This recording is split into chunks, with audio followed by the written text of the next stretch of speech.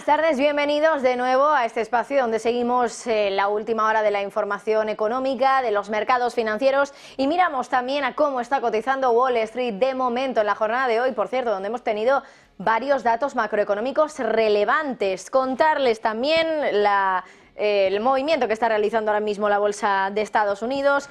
Caídas en el S&P 500 del 0,15%, retrocesos también en el Nasdaq del 0,48%, Dow Jones que ahora también está cayendo en torno a un 0,19% y el S&P 500 que se mantiene por encima de los 5.000. Hoy hemos tenido datos de confianza del consumidor, datos de previsiones respecto a la inflación dentro de los próximos meses y de los próximos 5 años. Datos también del IPP, de la inflación al productor, que enseguida también les vamos a explicar y analizar un poquito más en detalle. Mientras tanto, hoy planos los futuros del petróleo, West Texas que cae un 0,06%, el Brent un 0,02%, el oro lo tenemos ahora en positivo, por encima de los $2.000 la onza, 0,29% de repunte, como digo, en una jornada donde hemos tenido bastantes referencias macroeconómicas, pero también sobre todo la atención en la conferencia de seguridad de Múnich. Allí ya saben que han estado hoy hablando Stoltenberg, Guterres, el secretario general de Naciones Unidas, Kamala Harris, la vicepresidenta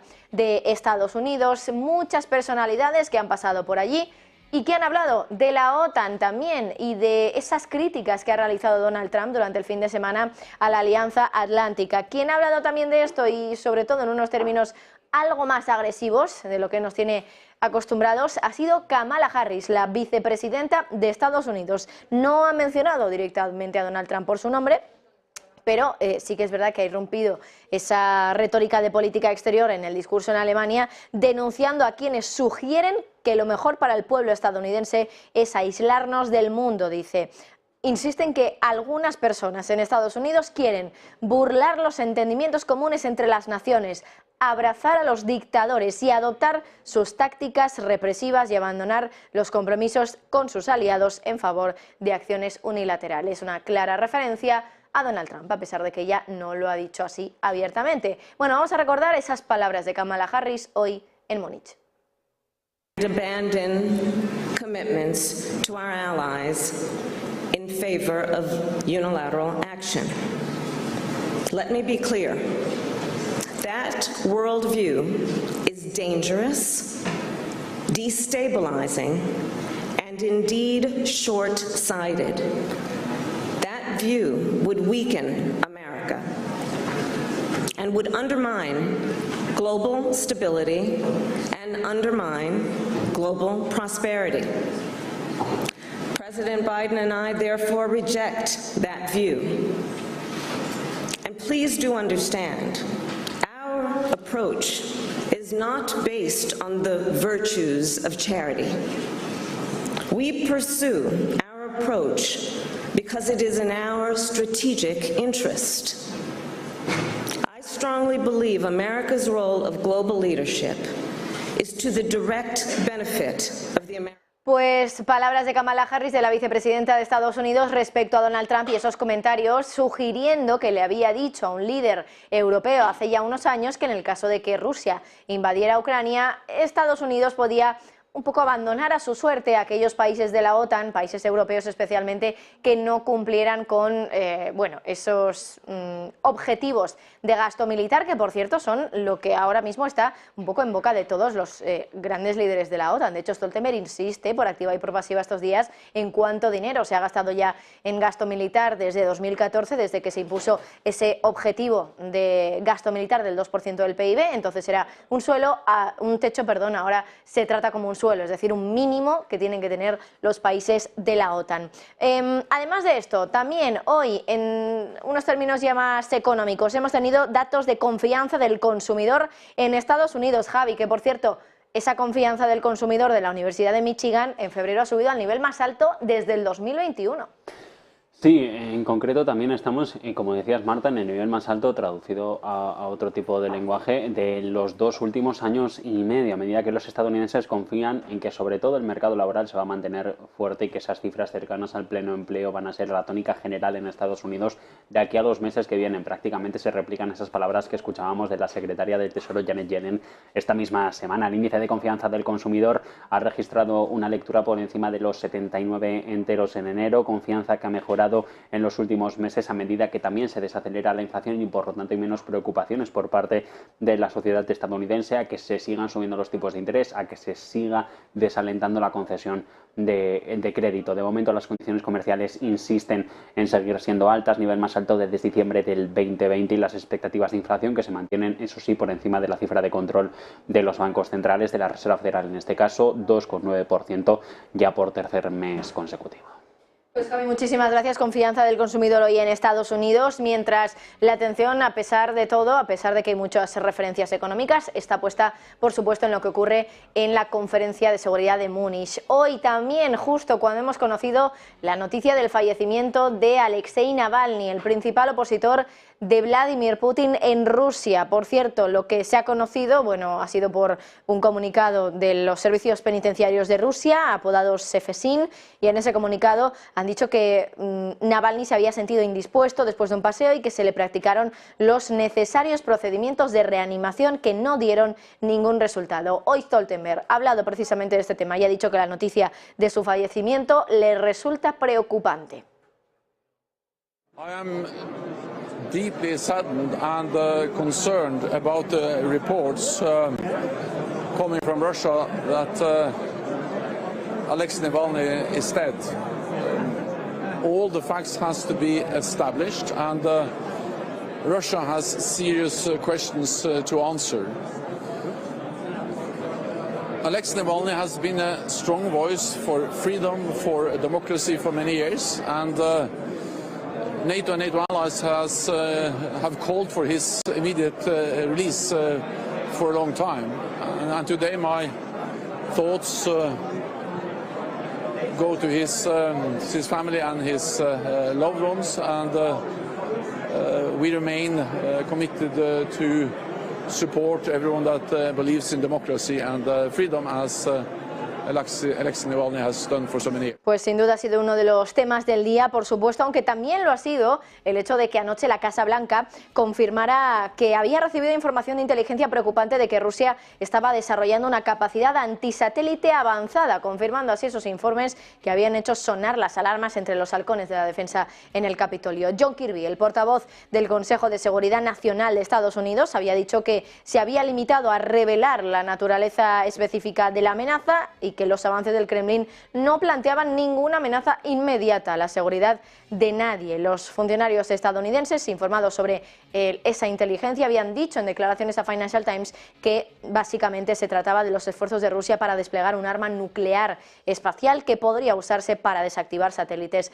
estadounidenses. Kirby se negó a decir si la capacidad era nuclear, pero reconoció que los avances implicaban capacidades espaciales y que constituirían una violación directa del Tratado sobre el Espacio Ultraterrestre del 67. Por cierto, respecto a ese riesgo nuclear, quien ha hablado hoy de ello ha sido Antonio Guterres. Dice que existe un riesgo nuclear en el mundo y que hay además bastantes más crisis. Vamos a recordar, como lo decía el secretario de Naciones Unidas. In our multipolar world, we still face the nuclear danger. And we are dealing with two more threats with existential dimensions: the climate crisis and the risks of uncontrolled artificial intelligence. And we have been unable to take effective steps to respond to any of these existential challenges. Multipolarity has created important opportunities for balance and justice and for new leadership on the global stage. But the transition to multipolarity without strong global institutions can create chaos. When power relations are vague, the dangers of aggressive opportunism and miscalculation grow. And today we see countries doing whatever they like. Ningún miembro de la OTAN. See any direct or imminent threat against any NATO ally, and therefore we of course monitor closely what Russia does. We have increased our vigilance, our presence in the eastern part of the alliance, but the whole idea of that is to prevent any attack on a NATO ally.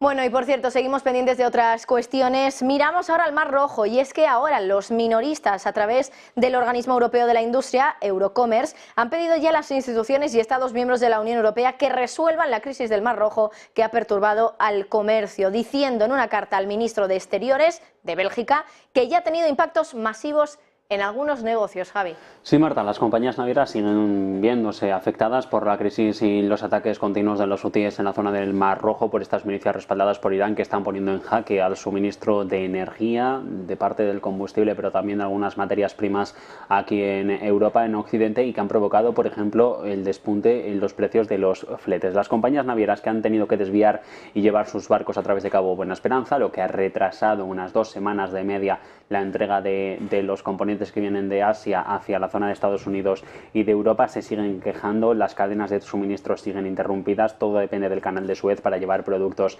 desde China a países europeos, por ejemplo, en uno de los trayectos más frecuentes, y esto sigue insistiendo la parte minorista. Nos exigen precios más altos que no podemos trasladar al consumidor porque ya han hecho lo suficiente como para ver una nueva presión de precios al alza. Por lo tanto, Marta, oleadas inflacionistas que quedan al menos en un principio por la parte de los minoristas, por la parte del origen, que todavía no se está trasladando al consumo porque aspiran los minoristas a conseguir rebajar las facturas en los meses que vienen. Pues miramos también, por supuesto, lo que está ocurriendo mientras tanto en Alemania. Gracias, Javi. Allí ya saben que ya está Zelensky, el presidente ucraniano, que ha viajado también para intentar cerrar un acuerdo de seguridad con Alemania. Un acuerdo que ya se ha alcanzado y que ascendería a 1.000 millones de euros, ni más ni menos. Bueno, un viaje de Zelensky que se produce mientras las tropas en Kiev están intentando contener a las fuerzas rusas que se acercan a la ciudad oriental de Avdiivka. Ucrania, por cierto, enfrenta ya cada vez más una escasez de mano de obra y de reservas de municiones, mientras que la ayuda militar de Estados Unidos se sigue retrasando y ya saben, se habría agotado. Miramos también ahora a Bielorrusia, porque el presidente Alexander Lukashenko ha dicho hoy que varios saboteadores, incluidos ciudadanos ucranianos y bielorrusos, habían sido detenidos más temprano el viernes en la frontera de los dos países en una operación antiterrorista. En un evento en Minsk, Lukashenko ha dicho que los detenidos habían cruzado su frontera y que transportaron explosivos para cometer sabotajes, principalmente en Rusia y en Bielorrusia. No había dicho cuántos habían sido detenidos. Por cierto, hoy en Múnich también hemos escuchado a von der Leyen, que cree, Javi, que Bruselas debería incentivar a la industria de defensa europea para que incremente la producción y promueva también la consolidación. Vamos a traducir lo que ha dicho la presidenta de la Comisión, que es así: den subvenciones públicas a la industria de defensa, que el dinero se utilice para incrementar la producción de armamento o de municiones con el que se pueda seguir ayudando a Ucrania. Y también en parte lo han admitido hoy los líderes europeos en la conferencia de seguridad de Múnich, que nos viene bien la guerra porque en parte está impulsando a la industria de defensa europea. Hay más pedidos y por lo tanto también se está ganando más dinero aquí en el viejo continente. Hay que gastar más, hay que gastar mejor y hay que gastar en Europa, ha dicho en una entrevista previa a esta conferencia la presidenta de la Comisión, en una entrevista con Financial Times. Un plan entre los que tiene Bruselas sobre la mesa: preparar un complejo industrial militar en Europa frente a las amenazas crecientes con Rusia. Entre esos llamamientos a que hay que prepararse porque a lo largo de la próxima década podría haber un enfrentamiento abierto en contra del Kremlin. Dice en todo caso von der Leyen que este plan de subvención de la producción europea en defensa deberá ser aprobado por los 27 jefes de Estado y de Gobierno de los diferentes países comunitarios, pero que el esfuerzo está ahí, que hay que centralizar las decisiones en inversiones de defensa. Y sobre la mesa esa aclaración que nos hacían en Múnich, Marta, que la guerra, por la parte humanitaria no, por la parte económica, le interesa a la industria europea.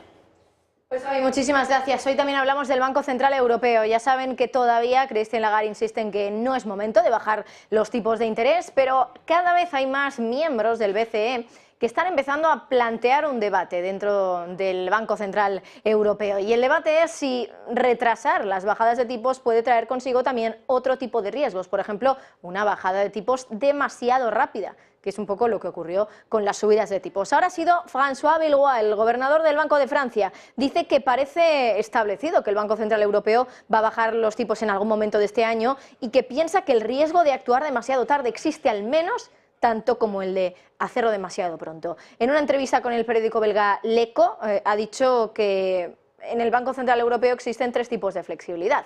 ¿Cuándo bajar los tipos? ¿Con qué rapidez y en qué medida reducir esos tipos de interés? Dice, tener estos 3 grados sucesivos de libertad puede ser otro argumento para no retrasar demasiado el primer recorte. Dice, no es cuestión de apresurarse, pero actuar de forma gradual y pragmática puede ser preferible a decidir demasiado tarde y luego tener que hacer ajustes excesivos. Bueno, quien también ha hablado en estos últimos días, en las últimas horas, ha sido Raphael Bostic, de la Reserva Federal de Atlanta. Dice que no hay prisa por bajar los tipos de interés, dado que el mercado laboral y también la economía estadounidense todavía son fuertes, y ha advertido también de que no está claro todavía si la inflación se encamina de manera sostenible hacia el objetivo del 2% del Banco Central. Dice que la evidencia de los datos, de sus encuestas y su divulgación dicen que la victoria no está claramente al alcance de la mano, y todavía dicen, no me siento cómodo con el hecho de que la inflación esté disminuyendo inexorablemente al objetivo del 2%. Lo dijo ayer Bostic en un